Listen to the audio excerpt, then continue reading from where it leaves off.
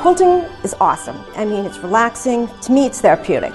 I can sit at my machine for hours. I don't care who's screaming in the background or who's got what problem. I'm at my machine. I'm in the zone. This program is sponsored by LakeCAM.tv. We focus on Lakeville, Massachusetts.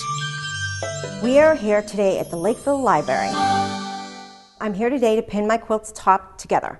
It's easy to do on the tables because they let me use them, put them together, so that way I can make a quilt sandwich. And what a quilt sandwich is, it's a top, a piece of batting, and a piece of background.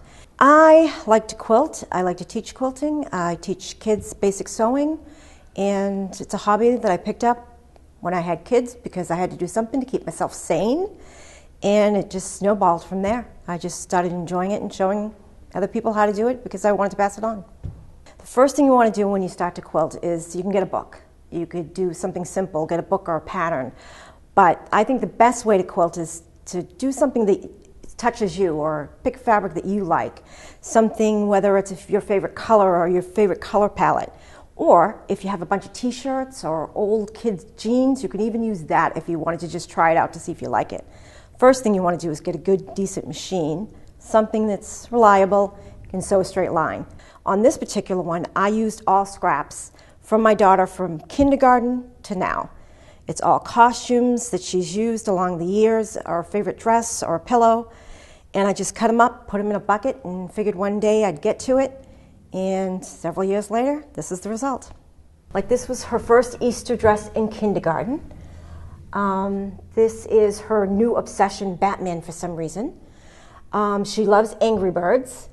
And of course, the Irish and the little four-leaf clovers. And then there's pieces in here from a costume that she did of Les Mis. And this was a prairie. They did Annie, Get Your Gun. So in this has a little bit of everything through all the years of her going to high school, and now that she's graduating college. Something to put on the bed, and I'll embroider it and put her name and everything on it. So it'll be a little nostalgic, and she loves Hershey Kisses.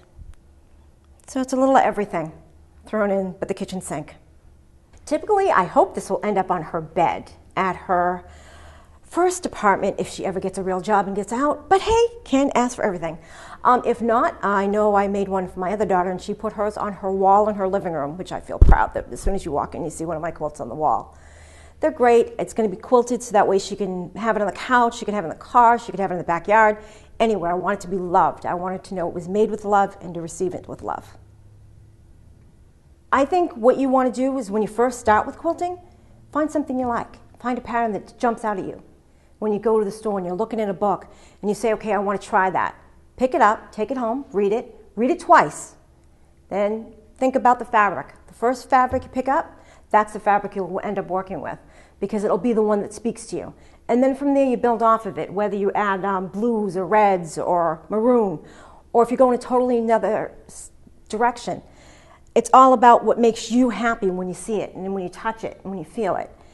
And then when you go from there, you go home, you look at the pattern, you cut everything up.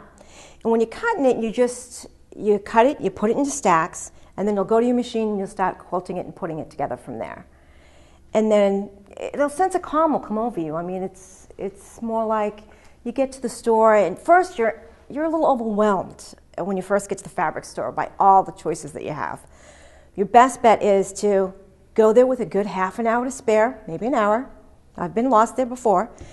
And just pick something you like and then build off that. And if you have to make more than one trip, do that. If you don't see anything that jumps out at you, walk away, go to another store till you find the exact thing that you're looking for.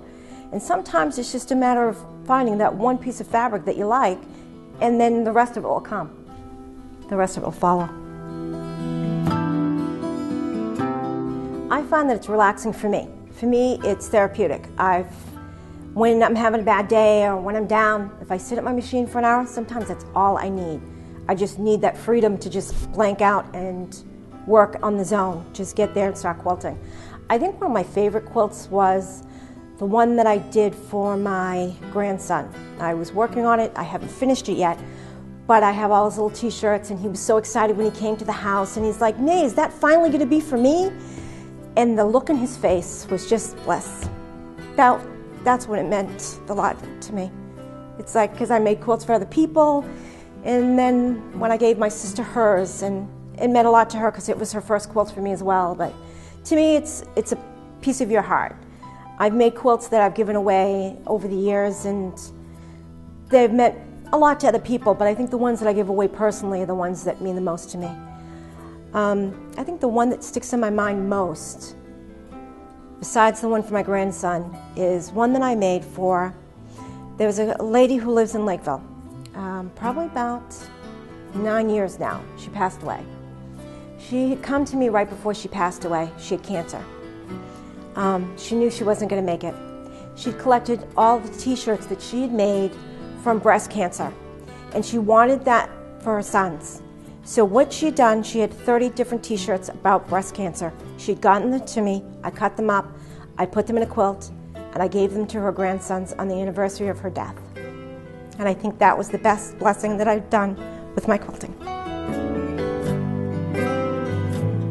To this day, they still have them, and I know that it meant a lot because she put a note with them, with each of the shirts, so they knew it came from their mother when she was gone. It was like her own personal hug. I think that's the one that meant the most.